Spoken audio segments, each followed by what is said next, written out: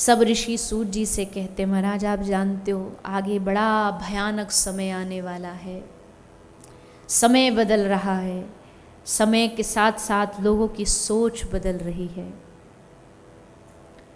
अधर्म में रुचि बढ़ रही है, संसार के व्यर्थ के कामों में ज़्यादा रुचि है, कार्य जिनमें रुचि होनी चाहिए उनमें रुचि नहीं है।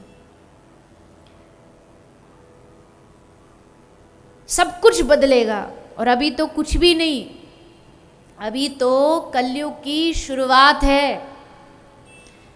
कलयुग की उम्र जानते हो कितनी लंबी है? पता है किसी को?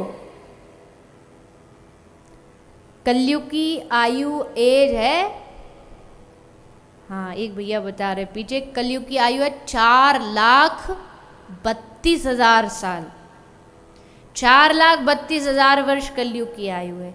अच्छा चलो, तो कम से कम 2 लाख 1 लाख साल तो निकल गए होंगे। कितने निकले अभी? अभी कलयुग को शुरू हुए बस हुए हैं 5,000 साल। कितने? 5,000 साल, और आयु है 4,32,000 साल। अब लगाओ हिसाब। अभी इतना हल्ला मचाते हम, अरे कलयुग अरे कलयुग, अभी तो कलयुग बेचारा इतना सा नन्हा सा प्यारा सा छोटू मोटू सा बच्चा है। अभी तो इस कलयुग ने अपने रंग दिखाने चालू भी नहीं किए, अभी तो पलना में झूल रहा है बस लोरी गा गा करके। सोचो अब ये बड़ा होगा, फिर जवान होगा, और तब अपने प्रचंड रूप में आएगा। और जब तक अपने प्रचंड रूप में आएगा ये कलयुग, तब तक पता नहीं कितने हजार बार हमारा जन्म हो चुका होगा, लाखों बार जन्म ले चुके, मर चुके होंगे। तो जी इससे बचने का उपाय, बचने का एकमात्र उपाय भगवान का नाम लो।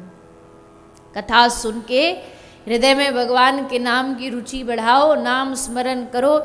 श्री चैतन्य महाप्रभु इसलिए कहते हैं कि ये जो कलयुग का समय चल रहा है ना फिलहाल वाला, ये सबसे गोल्डन पीरियड है, सबसे बढ़िया समय है। क्योंकि इसके बाद तो भागवत जी उठा के पढ़ो, भागवत जी में लिखा है कि धीरे धीरे सारे जो हमारी जो व्यवहार है, हमारी जो विचार है, वो सब बदल जाएंगे, हमारी आयु बदल जाएगी। आदमी की आयु कलयुग में घटते घटते वो 20 साल रह जाएगी।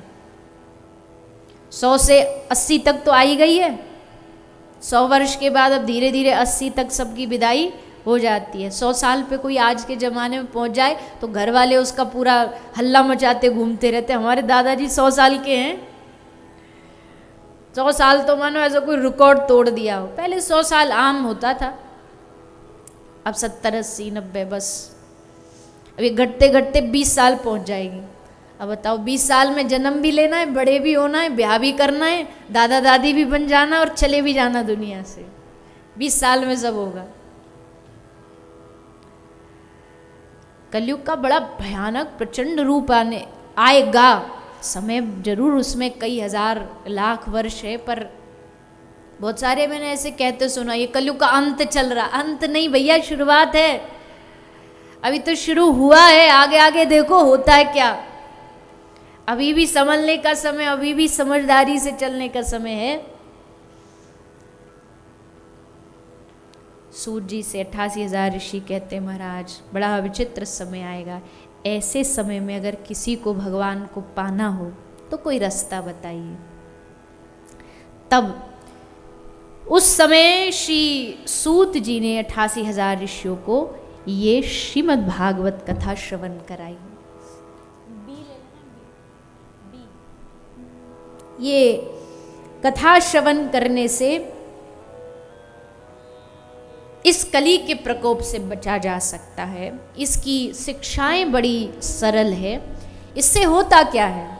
सूत जी महाराज कहते हैं ऋषियों, जब ये कथा आरंभ हो रही थी तो देवता अमृत का कलश लेकर के आए।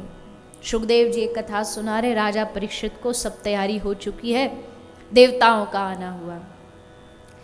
देवताओं ने कहा महाराज देखो आपका ये शिष्य मरने वाला है 7वें दिन, परीक्षित, इसको अमृत मिल जाएगा तो ये अमर हो जाएगा, और इसके बदले में आप हमको कथा सुना दो, वो भी स्वर्ग में चल करके।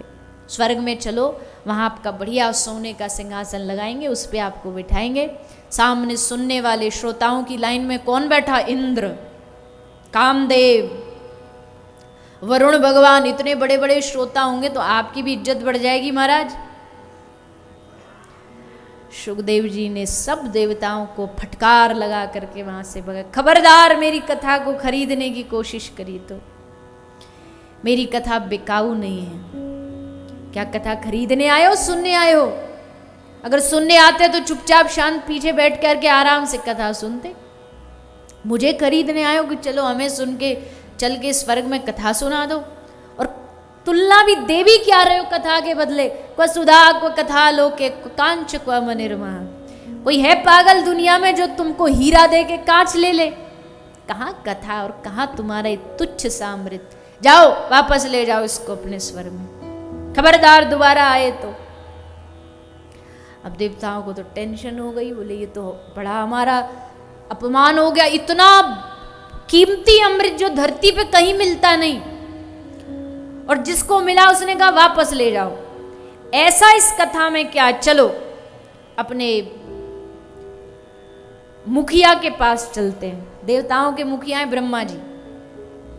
सब देवता ब्रह्मा जी के पास पूछे, बोले ब्रह्मा जी ऐसा इस कथा में क्या है जो अमृत में नहीं, जरा पता लगाओ। ब्रह्मा जी ने तुरंत एक तराजू मंगवाया और एक तराजू पर अमृत रखा, एक तराजू पर कथा रखी। कथा अमृत जो कथा का पल्ला है वो नीचे हो गया। ब्रह्मा जी ने कहा चलो अमृत के साथ साथ और रखो, दुनिया के जितने सुख हैं, मुक्ति के, मोक्ष के, स्वर्ग के, सब लाके इस पल्ले में रखो।